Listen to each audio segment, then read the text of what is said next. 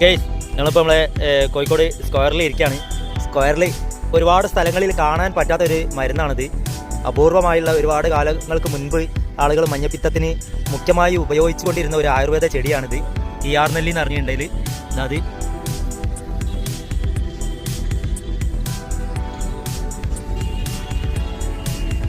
ഇത് മാനാഞ്ചിറ സ്ക്വയറിൽ ഒരുപാടുണ്ട്.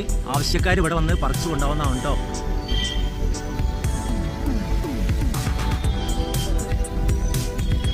ഇത് മഞ്ഞപ്പിത്തം ഉണ്ടെങ്കിൽ മാത്രം കഴിക്കാവുന്ന ഒരു സാധനമല്ല. ഇടയ്ക്ക് ഇത് കഴിച്ചു കഴിഞ്ഞാൽ നല്ലതാണെന്ന് പറയുന്നുണ്ട് ആയുർവേദം.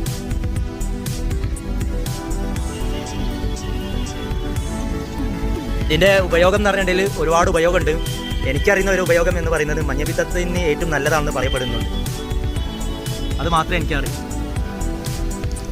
ബാക്കിയുള്ള ആവശ്യം ഈ ചെടി കൊണ്ട് മറ്റു ആവശ്യങ്ങൾ എന്തൊക്കെയുണ്ടെന്ന് മുതിർന്ന ആളുകളോട് ചോദിച്ചാൽ അറിയാൻ പറ്റും.